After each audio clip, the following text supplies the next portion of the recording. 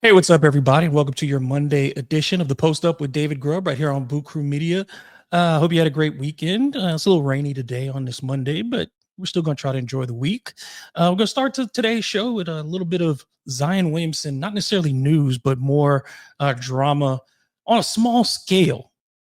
But while we haven't heard anything about Zion since the lawsuit was filed against him earlier this summer. We haven't really heard from Zion. We haven't seen him out in public. We haven't seen a lot of pictures. There have been a few spottings, kind of like looking for Bigfoot. Occasionally you see Zion out in the wild, but usually you don't.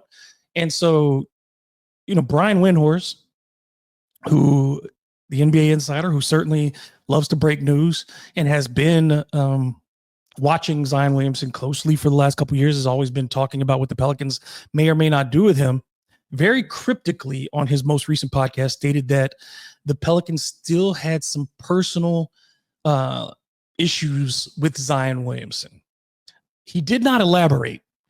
So you wonder if it's issues related to his off-court life, or you wonder if they're issues related to just his relationship with the Pelicans. It doesn't seem to me, from what we did see this summer with Zion at Summer League, sitting next to Joe Dumars and them looking like they were getting along quite well. I don't think that this is about the relationship between Zion and Dumars. I think this is still about the same issues that we've had to deal with Zion before, and just, is he committed to being the best player that he is? And I think that's the concern for the Pelicans as they near another decision with him, whether or not to extend his contract again, and knowing that the astronomical price that will come along with doing that. When you have the players that you do have, and you've built the team that you have built when you're Joe Dumars, you've made this bet on that Zion Williamson will come through for you and that he will play at an all-NBA level this season and into coming seasons. The difficulty with that, and we've talked about this many times, is that when you have built the system around a player who has been unreliable in the past, whether it's due to injuries, whether it's been to discipline, whether for whatever reasons, a player who has been unreliable, you are putting your organization at mercy, right? It's one thing to know that you have a second player who can take care of things when that player is out, i.e. the Los Angeles Lakers. If LeBron goes down, you have Luka Doncic. If Luka Doncic goes down, you have LeBron. If you're the Boston Celtics, you're without Jason Tatum, but you feel like, okay, Derek White and Jaylen Brown can do a reasonable job of making us competitive. With the Pelicans, the drop-off is so steep as far as impact goes for players that Zion Williamson has the organization kind of in a chokehold.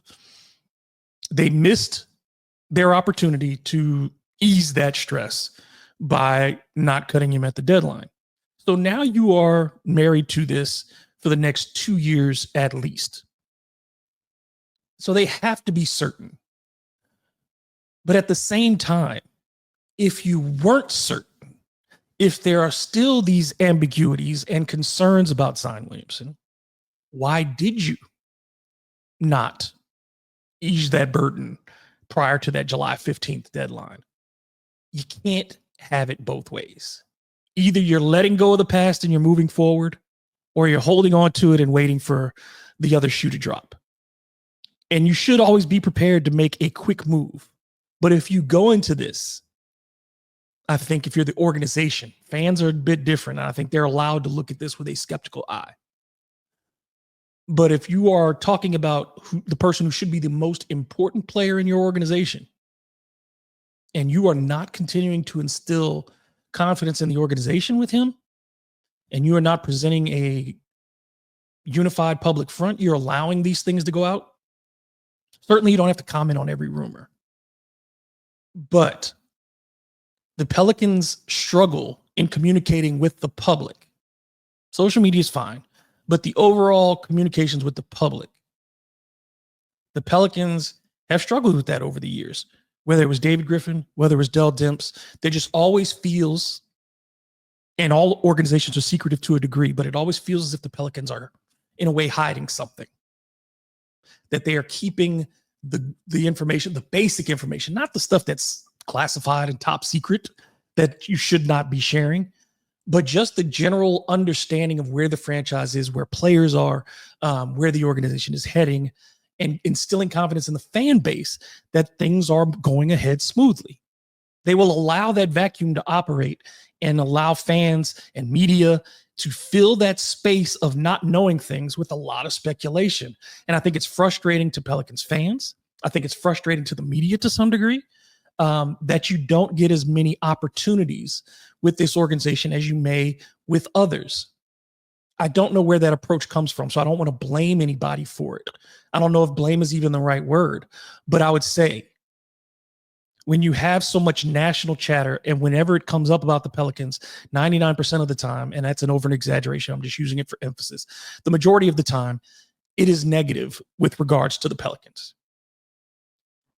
If you want to have a bit more of a better representation, not only in your city, but in your region and then across the country, I think there's a way for the Pelicans to allow local media, credentialed local media, to get more opportunities with key figures within the organization, whether that's Joe Dumars, whether it's Troy Weaver, whether it's players, to allow us to build a stronger connection with the New Orleans Pelicans, either as a source of entertainment, as a source of information.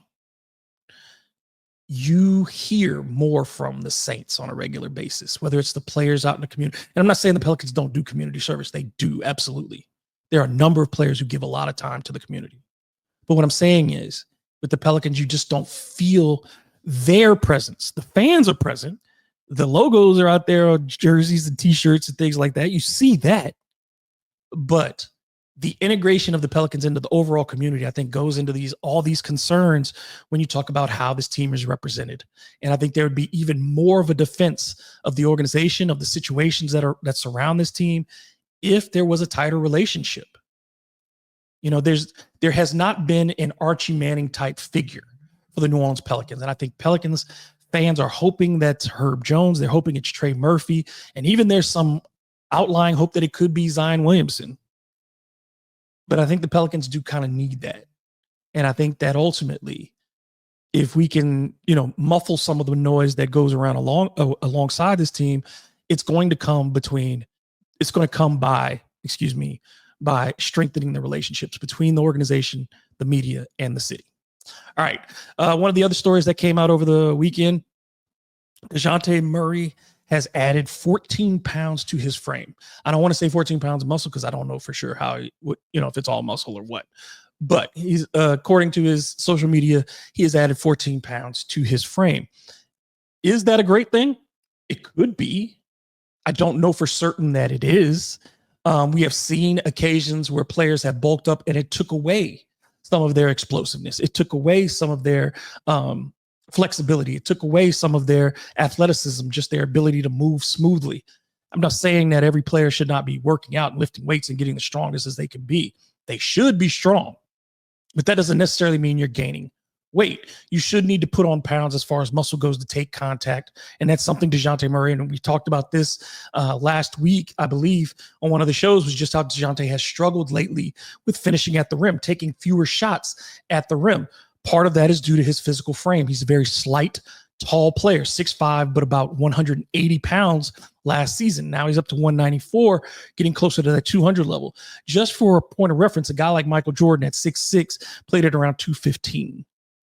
Obviously more muscular than a Dejounte Murray, a stronger, sturdier build. But for Dejounte to be within that range, I think that's ultimately could be a good thing and allow him to be more durable. But it also is going to have to necessitate a little bit of a change in play, because I don't know if the explosiveness will be the same. I don't know if the change of direction will be the same. We'll have to see on those things. But I think it may necessitate a little bit of a change in play, to where if you're putting pressure on the rim, then you've got to, instead of maybe necessarily pulling up, and we saw a lot of that with Dejounte last year, with some pull-ups in mid-range that weren't necessarily great looks. Now maybe he can get another dribble or two or step or two closer to the bucket and finish at the rim. And I think that's also important for the rest of his team, because if Dejounte can get downhill more consistently, if he returns to the lineup, if Dejounte can get downhill more consistently, then what does that do? It creates more opportunities on the perimeter for the rest of the team. It collapses the defense, which is something that the Pelicans have struggled to do over the years. But you need to collapse that defense and allow guys like Herb Jones in the corner, or Jordan Poole in the corner, or Trey Murphy in the corner, or whomever, Carlo Makovich in the corner. It allows those guys to get free and open looks. And I think that Dejounte, the good thing about this, whether you think Dejounte should play or he shouldn't play for the Pelicans again, the good thing is that at least he seems committed to upping his value, whether it's for the Pelicans or whether it's for another team. Again, Dejounte is represented by Clutch Sports. So I think Clutch is looking for the best situation for Dejounte. That's how they operate. That's how they should operate. That's what your agent is supposed to do, is put you in the best possible situation. And I don't think New Orleans is the best situation for Dejounte or the Pelicans anymore. Just financially, it's not the best move anymore. Roster construction-wise, it's not the best move anymore. If you had not brought in Jordan Poole, and I know they play different positions, but financially in particular, if you had not brought in Jordan Poole, I think you could be more patient with the rehabilitation of Dejounte Murray. But you went out and you drafted a point guard in the first round. You did bring in Jordan Poole. You do have other guards at that position, other players in the backcourt. And yes, Dejounte was a borderline all-star once, but at the same, it was an all-star at one time, but since then, his winning has not been the biggest part of his portfolio. You can say those Atlanta teams have underperformed, but he's part of that. And I think the emotional part of it, I think that once you have a negative feeling about a place, it is really hard to get that out of your system, whether you think you can or not, whether it's conscious or subconscious. I think once you have associated a place negatively in your brain, if you say, I don't like this place, this is not the place for me, there is no amount of change that can make that place work. You may make it more tolerable, you may accept it, but it's really hard to get out of that position in your brain that this is not the place for me.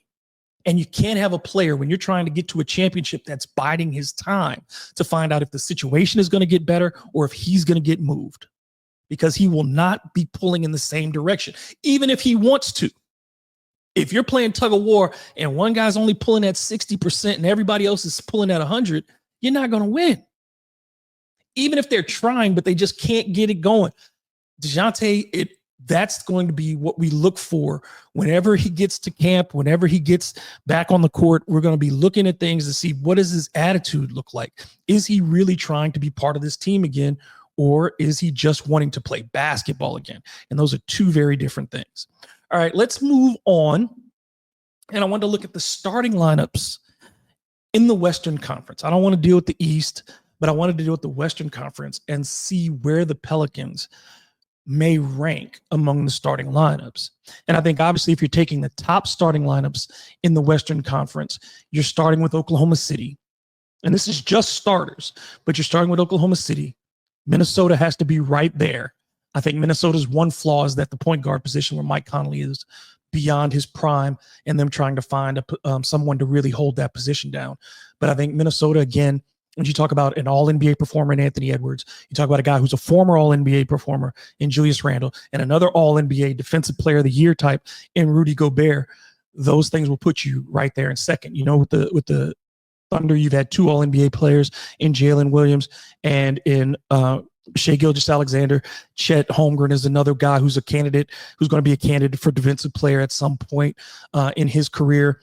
So I think those two are the most outstanding lineups in the Western Conference. The Pelicans, to me, fit in a big middle tier of teams in their starting lineups. I think when you look at the Pelicans, let's say compare them to the Warriors may have a more accomplished lineup, which certainly that's the case. But what the Pelicans are is significantly younger in their positions that I think they're better than the Warriors in. Obviously, Zion Williamson is a player that the Warriors cannot duplicate. Obviously, they want to put Draymond Green in that situation, but I would say Zion is a better player overall than Draymond Green as far as his ability on the offensive end. If you ask me who's going to win 9 times out of 10, I would still say it was Zion if they were playing one-on-one. So, maybe even 10 out of 10 because Draymond can't shoot at all. And then you look at the rest of the lineup. Steph Curry, yes, gets the advantage over Jordan Poole. At 2, if you're talking about Jimmy Butler, or if you're talking about Podziemski, and you're putting that person up against Herb Jones, Jimmy Butler would edge out Herb Jones, but Herb would edge out not edge out, but I think Herb would beat Podziemski. You go to the small forward spot, and if we're talking about Jimmy Butler at the small forward spot, and you put up against Trey Murphy, I'll take Trey Murphy at his age over Jimmy Butler at this stage. We talked about Zion Williamson, and the center spot. It's kind of interesting because neither team really has a a center in their prime. The Warriors are going with older centers to fill their spots and playing Draymond there at the 5 sometimes. And they got Trace Thompson and some other players. But the Pelicans are going with Yves Missi and Kevon Looney. So in that matchup, I think that's a draw. So when you look at these lineups, a Memphis that has a Ja Morant but lost Desmond Bane, has Jaren Jackson, most of the teams in the West will give you at least 2 players in the starting lineup that you say those are all-star caliber players or all NBA players. Houston has them. Denver has them. Of course, the only teams that really I think would be in the tier below the Pelicans, the teams that I think the Pelicans are significantly better in the starting lineup would be teams like Utah and Portland. And I think even Dallas at this stage, considering that Cooper Flagg will be going in as a rookie and the injuries that Dallas will start the season with. A fully healthy Dallas lineup would probably be considered better than the Pelicans.